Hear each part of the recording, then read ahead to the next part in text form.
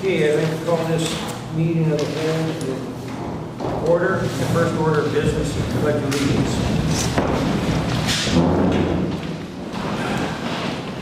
I pledge allegiance to the flag of the United States of America and to the republic for which it stands, one nation, under God, indivisible, with liberty and justice for all.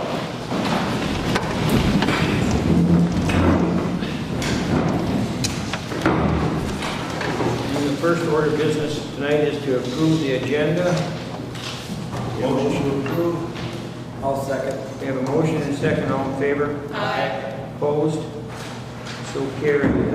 Next order of business is Candace Garcia with the Aflac insurance presentation. So I guess the floor is yours. If you want to hold the mic so the audience can also hear. Yes. Thank you for having us. Can everyone hear? Maybe get a little closer. There, is that better? Yes. Thank you. And everyone, just wanted to introduce my business partner here, Matt Steppens. Matt will be helping me present this to you. So with that, I'll give that to Mike. Yep. And Candace Garcia is obviously the person to the right of me, just so that everyone is familiar. But thank you so much for the opportunity to come and present Aflac to the city of Ranier. We work with other cities in the area, up and down the range, city of Virginia, city of Hibbing, city of Cook, and others as well. And so one of the things that we, when talking with Cheryl, we uncovered that right now you offer medical insurance to your employees, but for the most part that's it. And for cities to be able to be competitive with other entities like International Falls, who is also an Aflac client of ours, having a robust benefit package gives you basically a step up, or levels the playing field in a sense, so you're not always competing on wage. And so I don't know how much of you actually know about Aflac. And so what we did do is bring this little slide deck here to kind of walk you through. How many have you seen the commercials on the Aflac commercials? That's how you know us. Okay, awesome. And that's what we hear a lot is, you know, the commercials.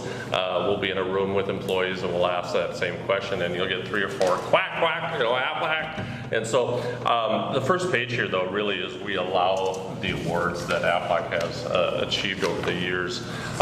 Fortune, one of the most admired companies, most ethical companies, one of the most. And Newsweek also recognized us as one of them. Bloomberg Financial Institution recognizes Aflac as well. And so what we've been doing is really trying to help employers such as yourselves be competitive. Our goal really is to, in Aflac's role, to be the #1 provider of supplemental benefits to employees. Right now there's 440,000 companies that are covered under Aflac. That's almost 50 million people that's insured and providing cash benefits. Some of you that are football fans maybe have noticed Nick Saban and now the other running back on the commercials, you know, touting how many dollars in claims Aflac really has paid out.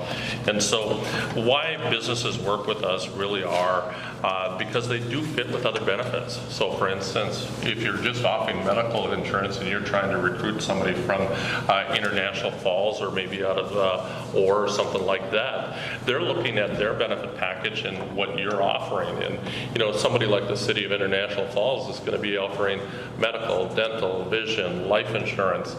They have the supplemental packages, and if they were to compare it to the city of Ranier, you've got the medical insurance. And so what we would really like to do is try and help you level the playing field by offering a robust benefit package, so it really doesn't boil down to benefits when employees or prospects are trying to make their decisions, but actually the culture that you have here and the environment, the work environment. Some of the other reasons is that, Aflac really is easy to use. For instance, when we say it's easy to use, we use a concept called personal benefit counseling, where Candace and I sit down with employees and really help them tailor a plan specifically to them. I mean, I don't know about you, but my crystal ball is pretty cloudy. I don't know when my accidents are going to happen. I don't know when I'm going to get a diagnosis of cancer. Having been a former underwriter in my lifetime, I know that there is a predisposition for cancer when DNA or genetics are involved.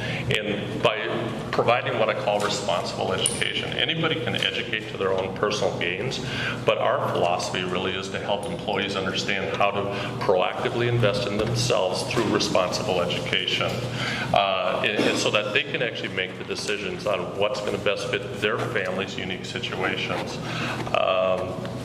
And employee interest is very high. I mean, when we go in and talk with people, they're looking to protect their income. They're looking to protect their paycheck.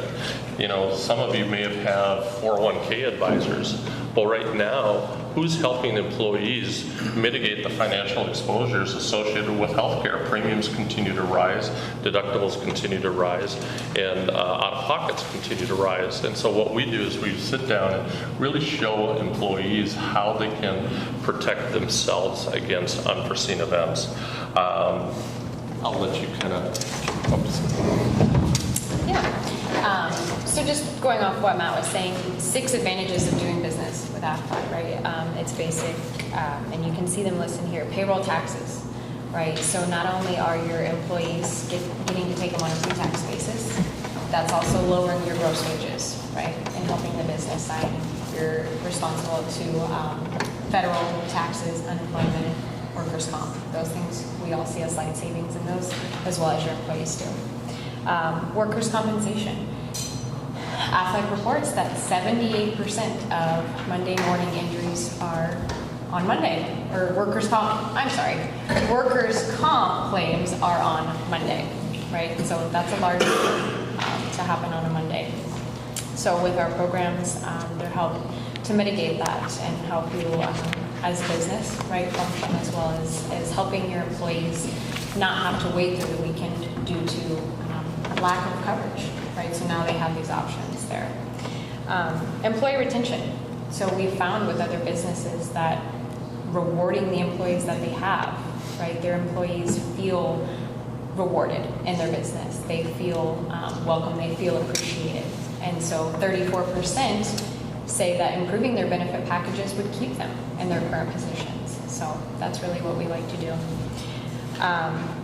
Hiring marketplace competitiveness, right? So again, just like Matt had mentioned, leveling that playing field. When you have these other cities who have these robust benefit packages, where are we competing, right? And how can we help? And that brings me to the flexible funding portion of it, right? So Aflac is pretty flexible. They consider full-time 19 hours a week, which is fantastic. That's exactly how we get to help small businesses, because it's not 40. So if you have someone who you may consider part-time, again, 19 hours is sufficient for Aflac. We can do what we call a defined contribution, right, where the city would get to sponsor a certain portion of the premium or all of it, or a specific program. There's many different levels, many different ways we get to work with you as a business, or we can just leave it completely 100% employee paid. Right, so now they have access to these programs that we choose, and it's all, most of our programs are taken on a pre-tax basis through payroll. So they're getting the 35% discount for just working through you, and now they get it pre-tax as well. And last, employee satisfaction and engagement, right, and that kind of goes back to that boosting morale. They feel appreciated, right?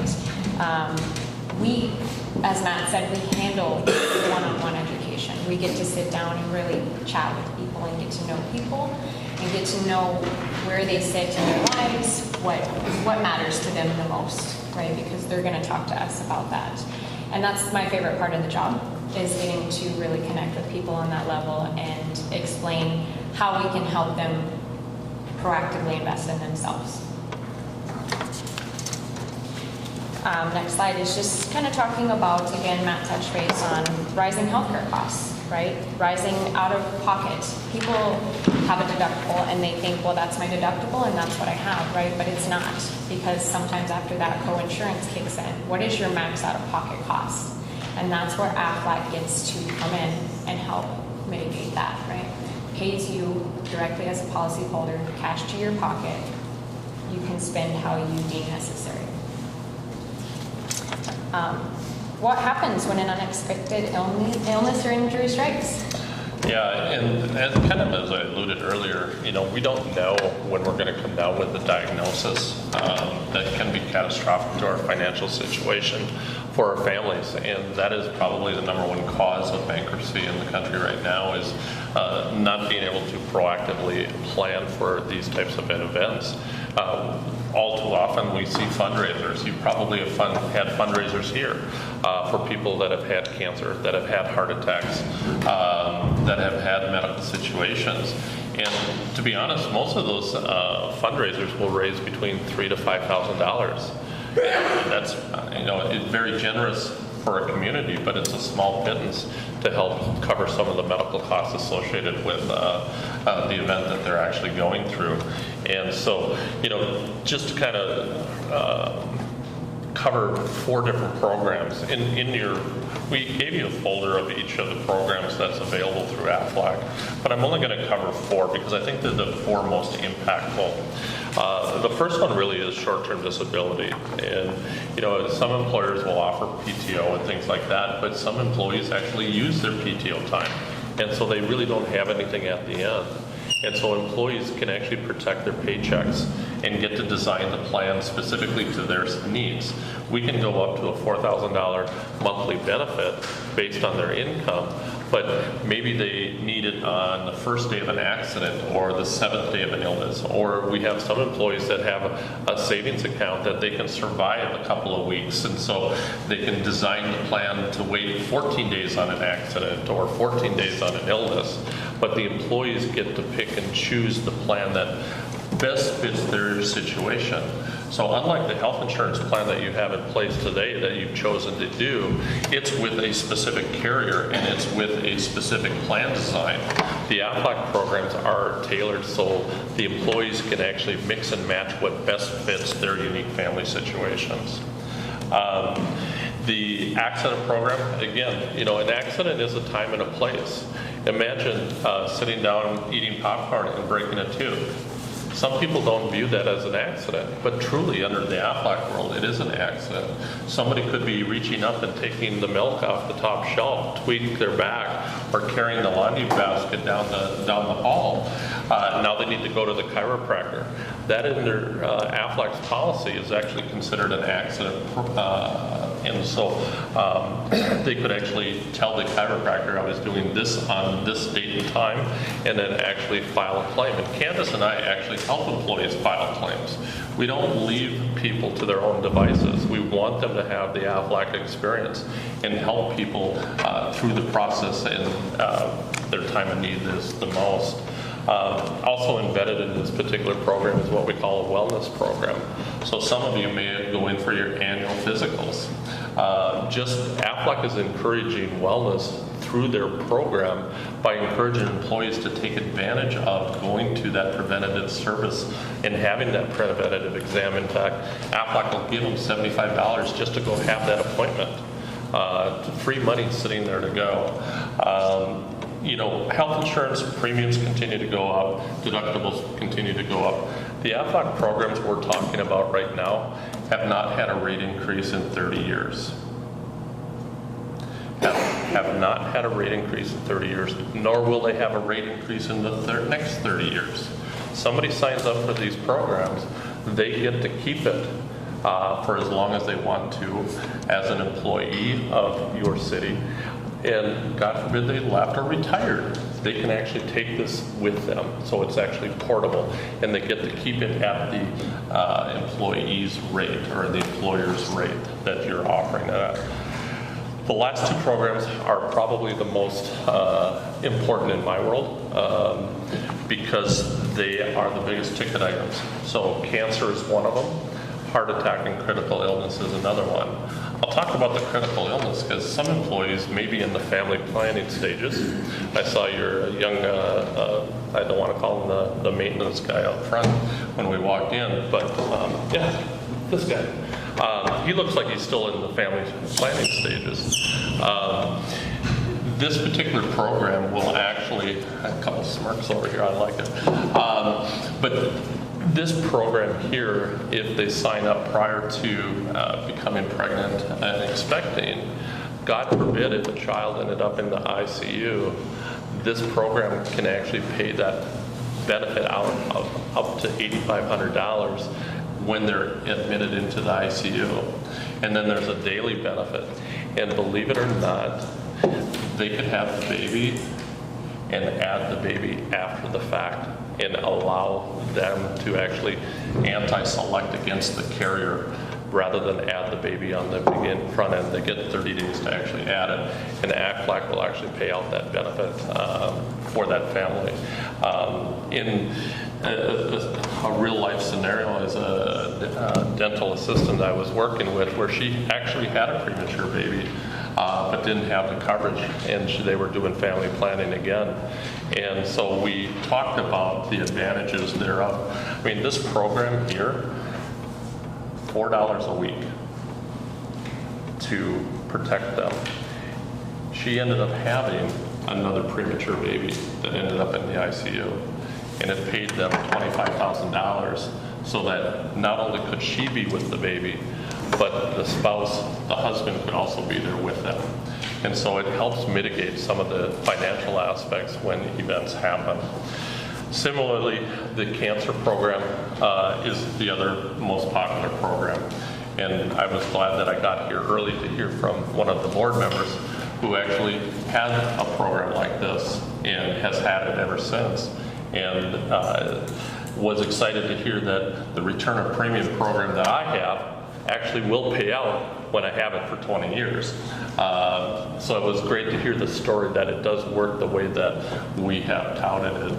But again, you know, when people are traveling down to the Rochester Mayo, or maybe it's the U of M, maybe it's Essentia, maybe it's down in Duluth, these programs will pay for mileage and help mitigate the financial exposures associated with events like this. And again, like I said, the premiums haven't increased. And so, you know, when an unexpected illness and injury happens, if we've done our job in properly educating responsibly, anybody can educate to their own personal gain. That is not our philosophy. Our philosophy is responsible education. And so I think at this time now, we've taken enough time.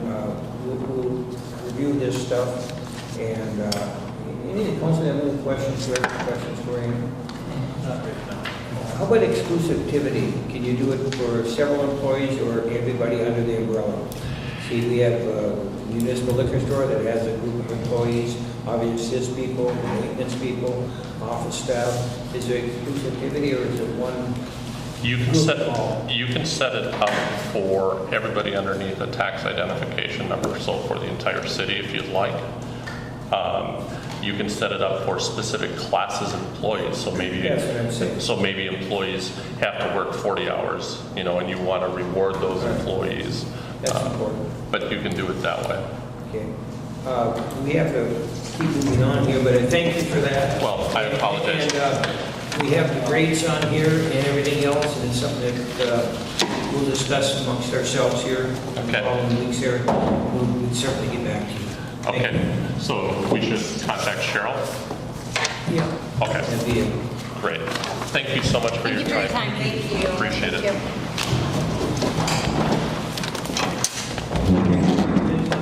Recommend approval of the minutes of the regular council meeting of August 17th. Motion. All second. We have a motion and second. All in favor? Aye. Opposed? So carried. Recommend list of claims for August 21st, August 2021. Everybody look at any claims, any issues on them, or any? Motion to approve. I'll second. Have a motion and second. All in favor? Aye. Opposed? So carried. Review the accounts balances, the disbursement ledgers, and financial statements for the general and water sewer funds for August 31st. Motion to table? I'll second that. Okay, we have a motion and a second. All in favor? Aye. Opposed? So carried. Jen was short-staffed tonight, so she couldn't make it, so for the liquor store operating statement, but I think Wilbur or somebody maybe fill us in on that. I see it was a great month. Yeah, it was a good month. It was a good month. And Cheryl, Jen also said that if you all had any questions on her report here, that she would gladly come back next Tuesday and do it, but due to unforeseen circumstances, she's Wilbur, can you speak into the mic a little more? Due to unseen circumstances, Jen has to work, so she's not here. She'd gladly come next Tuesday if anybody needs anything.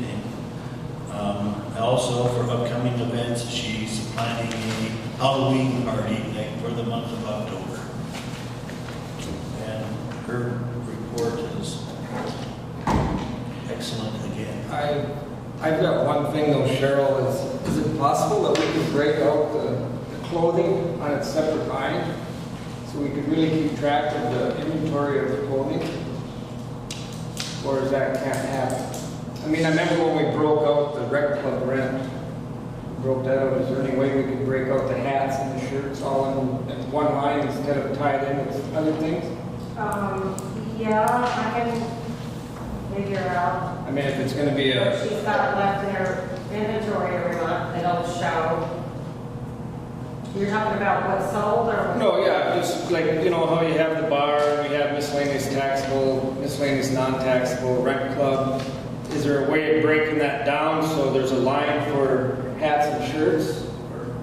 So we could actually really keep track of what we're selling and what we're not, or can't that happen? I don't know. I know that she can show me what's left in her inventory.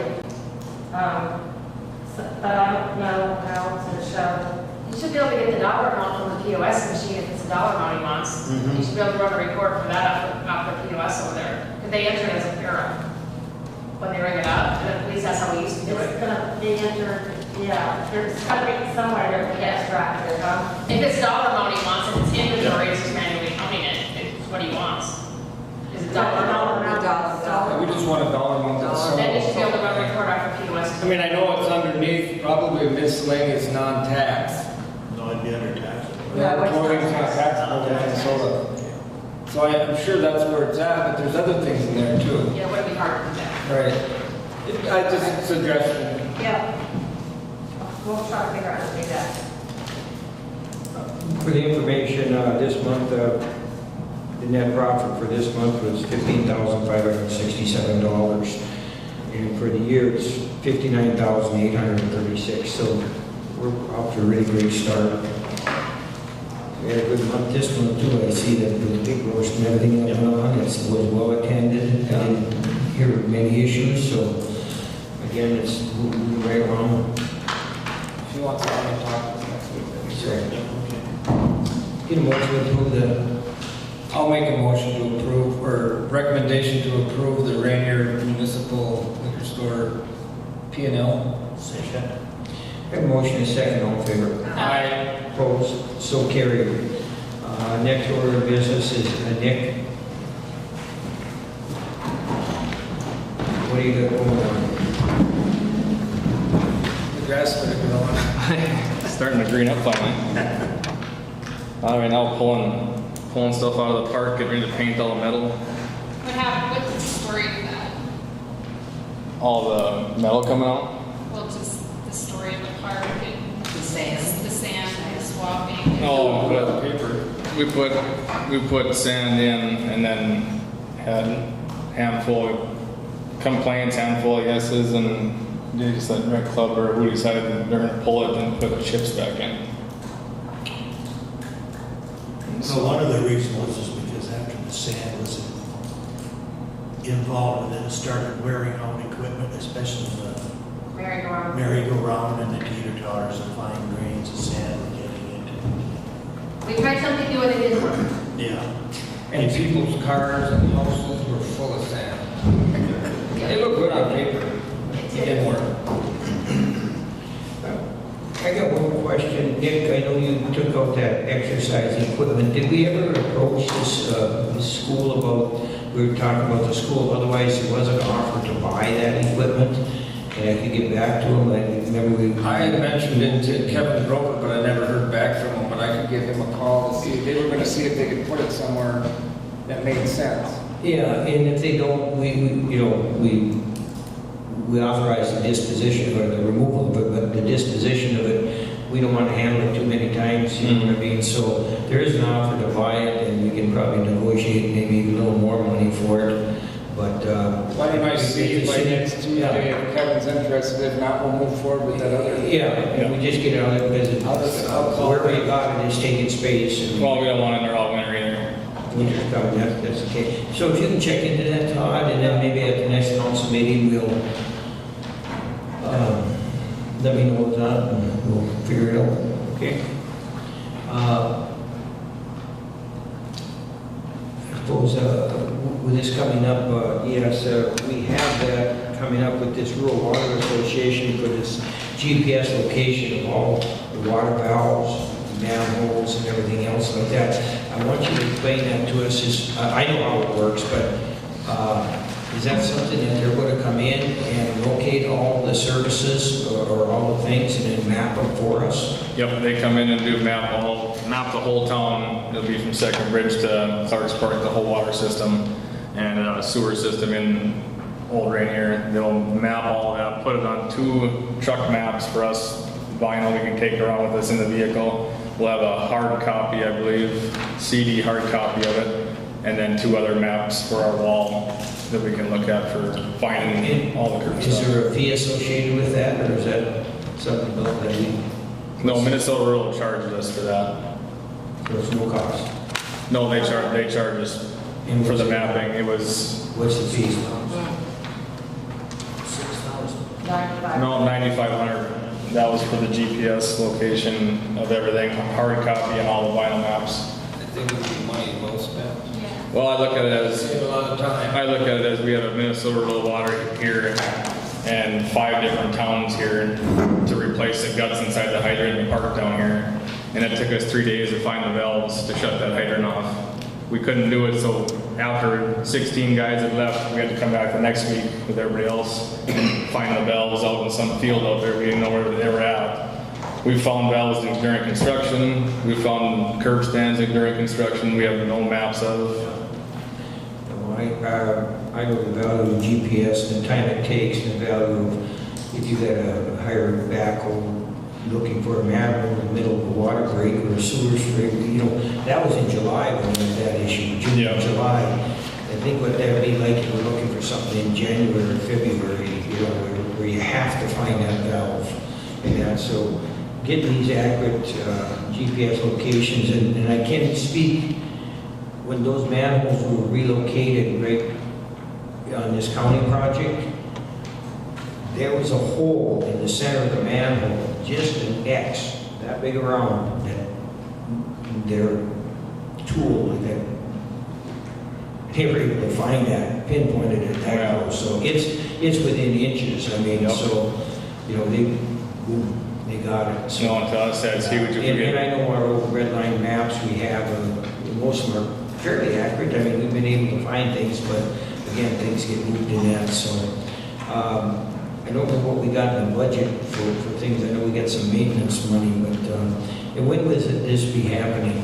Well, and then this was gonna be, if we can, the American Rescue Plan funds, Pardon me? out of the American Rescue Plan funds. Yes. I don't know how much Cheryl knows more about that than I do, I guess, with the funds, but I'd say sooner than later.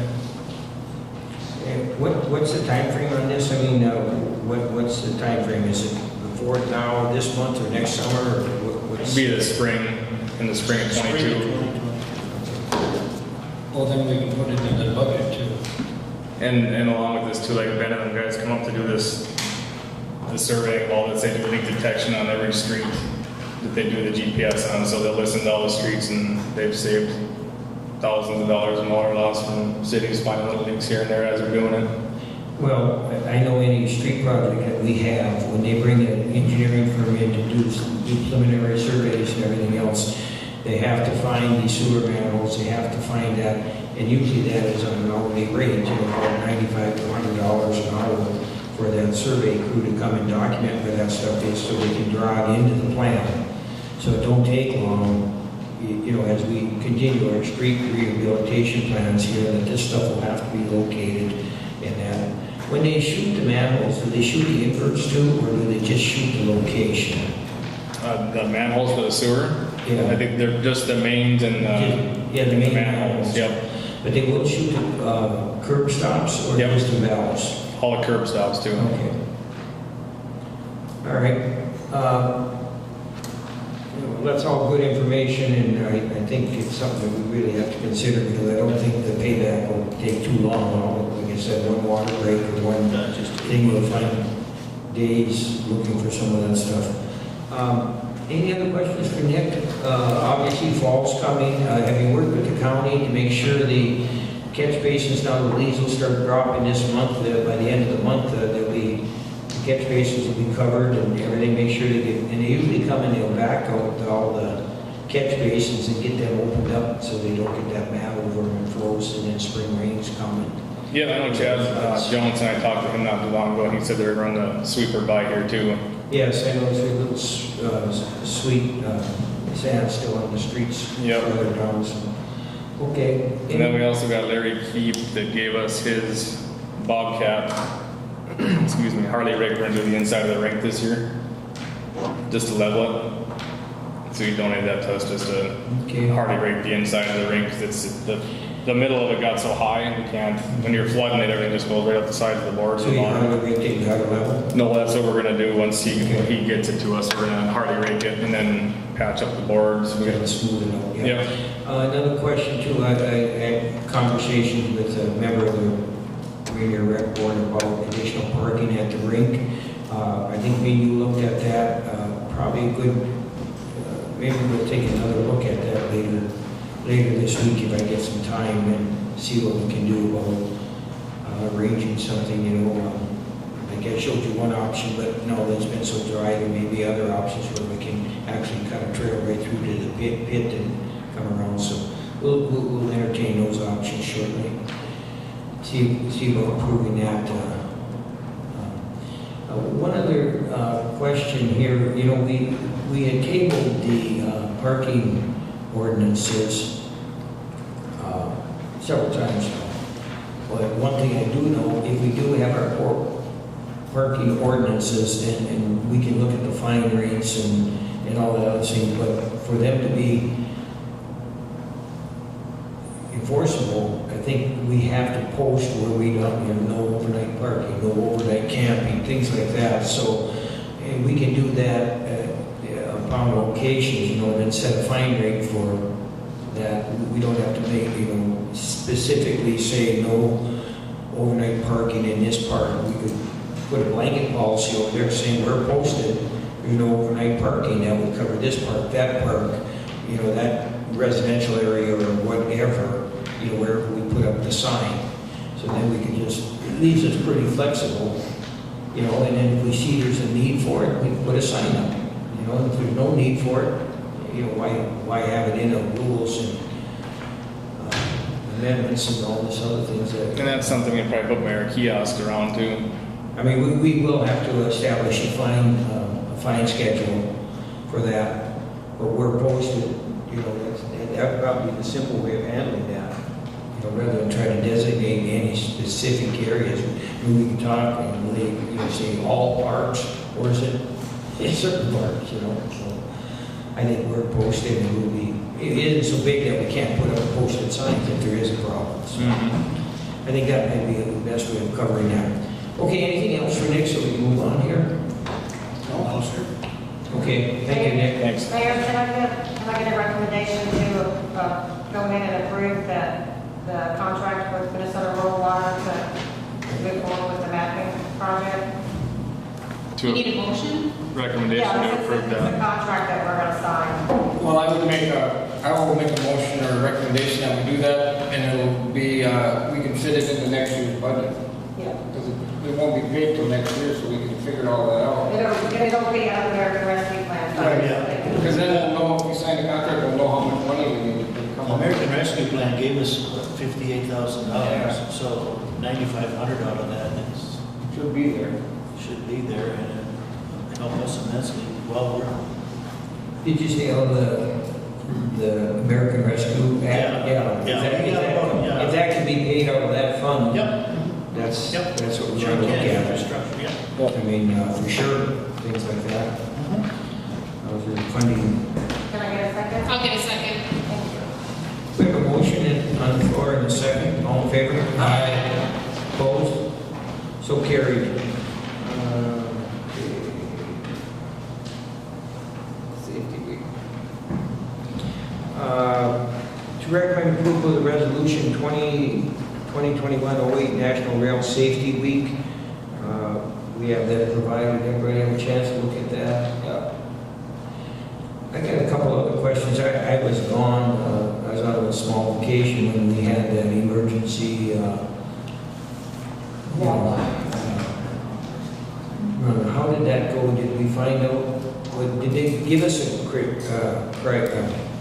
critique our city or I anything haven't else? seen a copy of it yet. I'm No. wondering if Wheelie Costa can come back or just send us something, how it all played out. I'm sure they're still putting all the data. They're putting it all together and it's being printed up and it'll be distributed. I'm sure it wasn't overnight that they had the results. Well, there was a lot of scenarios that we would like to get here, but It was cool. It was pretty cool. I watched it from my house when I had lunch hour.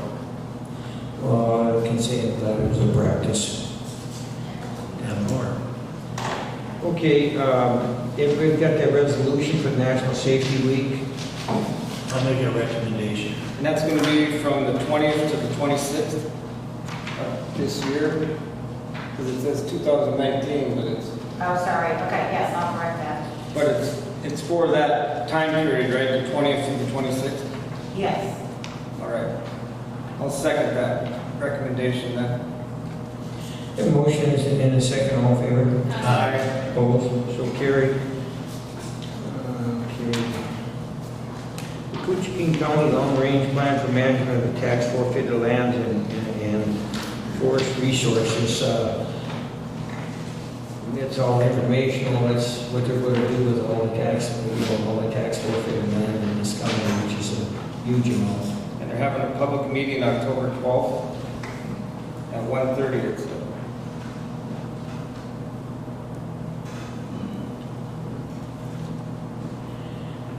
Yeah, I'd like to attend that because, that, they have so many rules on that stuff, that it's such a large tax base of how they appropriate that, where they can spend the money and all that stuff.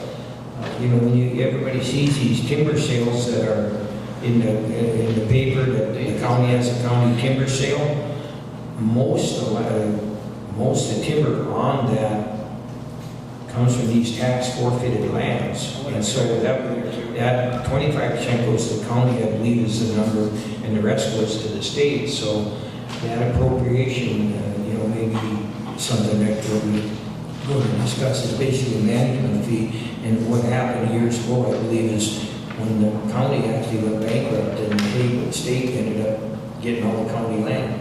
And so then they hired the county to manage it again. So the county went bankrupt when they started ditching all these ditches and, from here to Birchdale. Okay, the next order of business, the FEMA proposed flood hazard determination appeal period. That's just strictly informational, but it does have a lot of effects on that. You really want to read through that.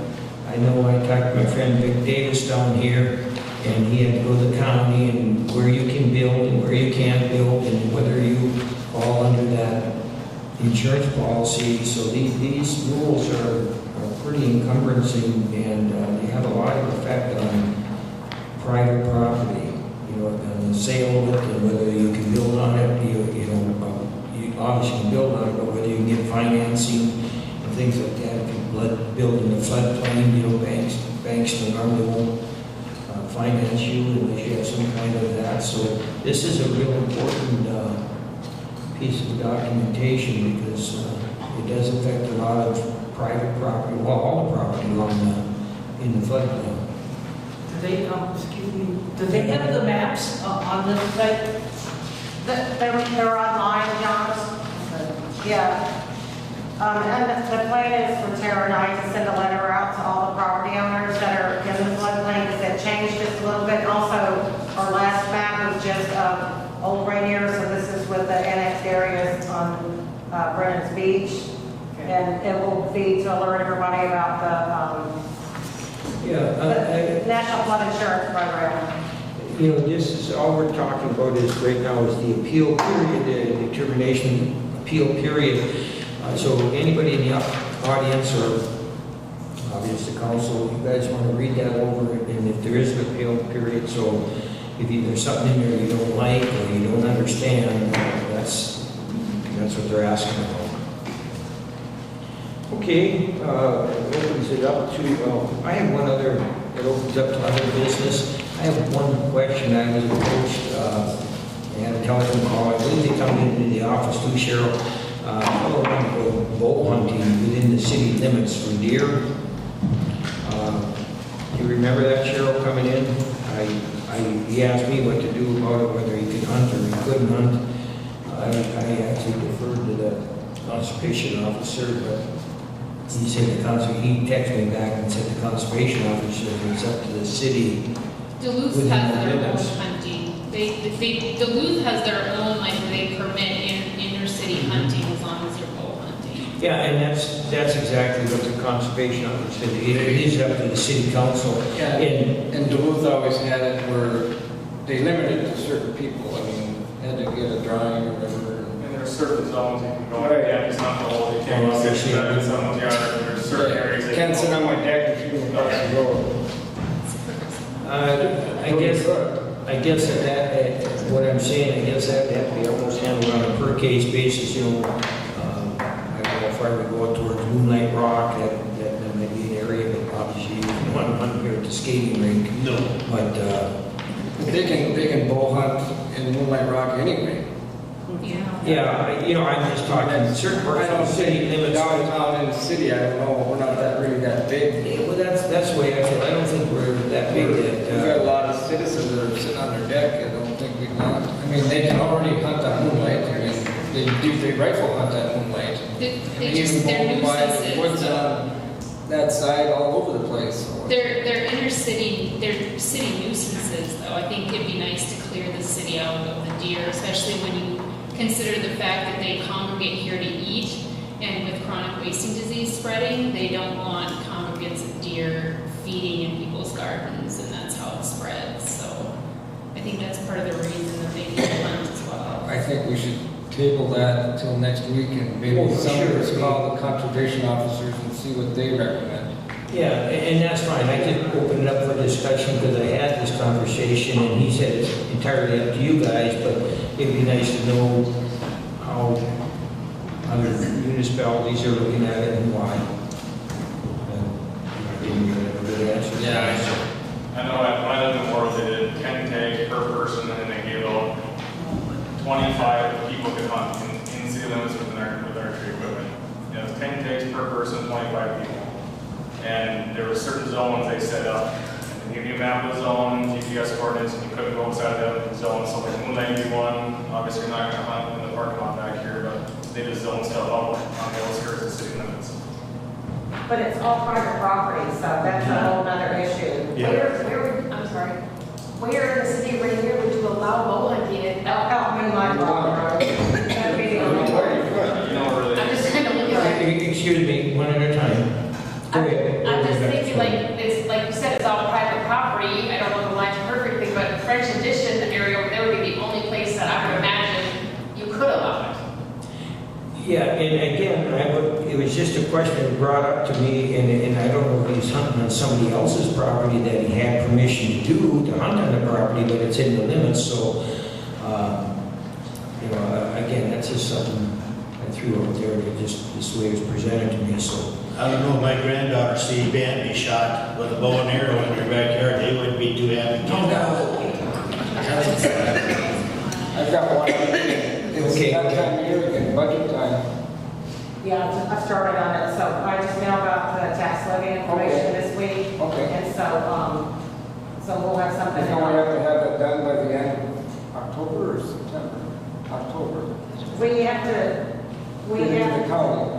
by September 30, we have to do the Right. preliminary tax So levy. yeah, we need to have that figured out. Yes, for the next meeting. You know, another thing too, we should have a planning committee meeting too, because, you know, as the city keeps progressing here, there's needs and things that we should be looking forward to, whether we should do them this year, next year, following year, you know, whether they're infrastructure improvements or street lights or renovation of the park, things like that, we start securing grants and looking at that. So I do think we should have some kind of strategic planning committee set up, and then, start brainstorming some ideas, what we think is necessary for this community. And I don't know, I think it maybe should be open to the public, because obviously you get some good ideas out here that people come and want this and want that, or don't want this and don't want that, and then listen to them and think, that's a pretty good idea, maybe we'll move forward on that. 5-year You know what I mean? Yeah, well, just, like I said, because it takes a year or two to just, if you say you're doing a park, it's a renovation of the park, it might take 2 years to find enough funding, to first get a set of prints or 30% drawings or something of what we think we want or don't want, you know what I mean? And then start seeking funding, because those things don't happen overnight, so, to keep moving along, so you don't have 5 things one year and then nothing for the next 5 years, and things like that. So we should set a date. What we something could like do that. is wait till after we're done with the budget, and then when it's January, February, or whatever, have a public and throw out some Well, ideas. that's what I'm saying, and say, one of these projects we're thinking of that, and it kind of comes to the forefront of what maybe should be chased or not chased, you know what I mean? And then sometimes something, like you say, that funding come available for the American Rescue Act, so, well, those projects come first then, because the money's available for it, or that timing's right, so you gotta have kind of a list of what, you're planning for, what we want, we'd like to see done in the future. So we would want to put that in a budget. That's normally something that would be facilitated by an engineering firm or somebody like that. Or you can start from scratch with a piece of paper. I would like start from before. scratch. You almost have to start from scratch, because, different projects, if you decide to do the project, the first thing you do is see what kind of funding is available for them, and then if it's if it's 75% or 100% or 50%, and then you attach a cost to it, and then you can budget from that point on. You know what might be available or not available. Okay, we'll open it to the audience. Anybody? John? Just what you're talking about there, I know that we can identify 2 invasive species problems, big problems, is the wild parsnip and the buckthorn. Right. And the guy from, what's his name? From Soil and Water Conservation. Sure. James. Yes. He said that he would help, anybody, any group in the council, anybody set up some programs. Like, he had a program last year for wild parsnip, I took Right. advantage of it, where you paid 1/3 of the eradication costs, and the county paid 2/3. Now, that funding didn't last very long. I don't know how many people took advantage of it, but that's one program, and he said that he would help us set up using high school kids for the removal of the buckthorn too. And that's a really bad one, because we got some beautiful oak trees in some of the areas here, and the buckthorn just kill everything around it and Drown choke everything everything out. out. They're kind of a good looking plant, but they're very, they're bad for the somebody we should contact and have them come and talk to us?